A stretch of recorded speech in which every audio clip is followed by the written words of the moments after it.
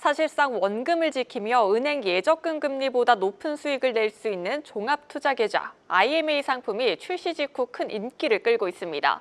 한국투자증권에 이어 미래에셋증권도 오늘 IMA 상품을 출시하며 투자자들의 관심을 끌어모으고 있는데요. 위기감을 느낀 은행권은 현 상황을 예의주시하며 수신 방어에 적극적으로 나서고 있는 모습입니다. 자세한 내용 경제부 김보미 기자와 짚어보도록 하겠습니다.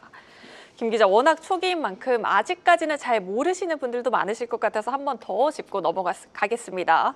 IMA가 어떤 상품이길래 은행권도 이렇게 긴장하고 있는 겁니까? 네, 우선 증권사가 망하지 않는 한 원금을 보장받을 수 있다는 점이 은행 예금과 비슷한 부분입니다. 물론 은행 예금의 경우 예금자 보호법으로 보호를 해주고 있지만 증권사 IMA는 법으로 원금을 보장해주진 않습니다. 다만 만기 시점에 증권사가 파산하거나 영업정지 같은 지급의무 불이행 사태를 맞지 않는 한 원금을 내어줄 수 있도록 상품 구조가 설계돼 있습니다. 기존 수익률은 현재 은행 예금보다 약 1%포인트가량 더 높습니다. 증권사 IMA의 경우 예금과 다르게 초과 수익이 날 수도 있는데요. 이때에는 초과 수익금을 증권사와 고객이 4대6 혹은 3대7로 나눠 갖게 됩니다. 만기는 상품에 따라 다른데 현재 한국투자증권의 경우 2년, 미래에셋증권은 3년으로 잡혀 있습니다. 네, 국내 초대형 증권사가 2, 3년 내에 갑자기 망할 가능성은 높지 않을 테고 원금을 돌려받으면서 연 4%의 금리까지 준다고 하니까 매력적인 상품인 건 분명해 보입니다. 실제로 은행권에서 대규모 자금 이탈 조짐이 현재 나타나고 있는 상황인 겁니까? 네, 일단 단기적으로는 은행권이 위협받을 정도로 수신 자금이 대거 빠져나가는 일은 없을 것으로 보고 있습니다. 은행과 증권, 고객층 자체가 다르기 때문에 이 업권 간 고객 자금 이동이 생각보다 쉽게 이뤄지지는 않을 것이라는 게 그 이유인데요. 실제로 은행권 관계자는 은행 고객과 증권 고객은 성향 자체가 다르다라면서 은행을 주 거래처로 삼는 고객은 은행 상품 내에서 움직이지 쉽게 증권사로 넘어가지는 않는 경향이 있다라고 전하기도 했습니다. 여기 IMA 상품이 갖고 있는 한계도 자금 이탈이 크지 않을 것으로 보는 이유 중 하나로 꼽혔는데요. 현재 한국투자증권 그리고 또 미래에셋증권에서 내놓은 IMA 상품 구조를 보면 각각 2년 그리고 3년 폐쇄형으로 중도 해지, 인출 자체가 불가능합니다. 현금 유동성을 원하는 사람들이라면 IMA의 폐쇄형 구조가 가입 장벽으로 느껴질 수 있다는 겁니다. 이외에도 은행권은 시장금리가 오르면서 예금 평균 금리 역시 연 3%대 수준으로 비교적 높게 형성돼 있고 또 원금이 보장되는 지수 연동 예금, ELD 역시 금리 면에서 IMA와 크게 차이가 나지 않는다라면서 상품 경쟁력 측면에서 크게 밀리지 않을 것으로 봤습니다.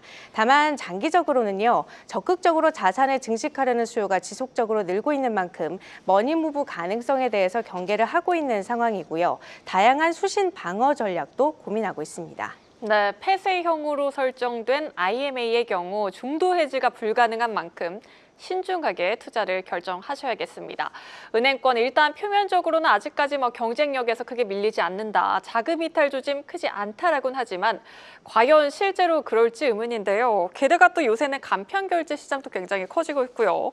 예적금보다는 주식이나 코인 투자 비율도 굉장히 늘고 있는데 은행권들 수신 확보 전략 이쯤이면 다각화해야 할 필요성이 굉장히 커진 것 아닙니까? 네, 맞습니다. 사실 과거에는 이 유동성 잔액을 은행이 거의 흡수를 했지만 지금은 간편결제 충전이나 말씀하신 것처럼 또 증권사 IMA도 있고 주식 코인 투자 등 위험 요소가 날로 늘면서 은행들도 장기적인 수신 확보 전략을 다양하게 고민을 하고 있는 상황입니다. 예적금만 보더라도 고객의 적극적인 참여를 유도하는 상품들이 속속 등장을 하고 있습니다. 이 국민은행의 공동구매 정기 예금이 대표적인데요. 고객이 많이 모여서 전체 가입 금액이 쌓이면 쌓일수록 높은 금리를 제공하는 구조입니다. 1년 만기 기준으로 최종 판매 금액이 1,000억 원 이하이면 연 2.75%, 그리고 1,000억 원을 넘어섰다면 연 2.85% 금리를 적용해 주는데요. 사람들이 많이 모이면 모일수록 높은 금리를 받을 수 있기 때문에 주변 지인들에게 소개하고 또 같이 가입하는 사례가 늘면서 1차, 2차에 무려 3조 원에 육박하는 자금이 몰린 것으로 나타났습니다. 있습니다. 네, 은행은 자금을 많이 끌어들일 수 있어서 좋고 소비자는 금리를 더 높일 수 있어서 좋고 그야말로 윈윈인 거네요. 네, 맞습니다. 그리고 또 다른 사례를 보면 고객에게 조금이라도 더 유리하도록 이자 지급 구조를 아예 바꾼 상품도 있습니다. 토스뱅크의 먼저 이자 받는 정기예금이 대표적인데요. 보통 예금이든 적금이든 만기 때 한 번에 이자를 받는 게 일반적인데 토스뱅크는 가입 즉시 1년치 이자를 먼저 받을 수 있도록 구조를 짰습니다. 금리는 연 2.8%로 1,000만 원 가입 시 세전으로 약 28만 원 이자를 즉시 받아서 투자에 활용하거나 또 다른 필요한 곳에 활용할 수가 있도록 만들었습니다. 자동차나 그리고 유통 등 다른 업권과 손을 잡는 곳도 있는데요. 신한은행은 지난 15일 현대차와 MOU를 맺고 현대차 구매를 원하는 신한은행 고객에게 금리 우대 혜택을 주는 방식의 적금 출시를 내년 초에 계획을 하고 있습니다.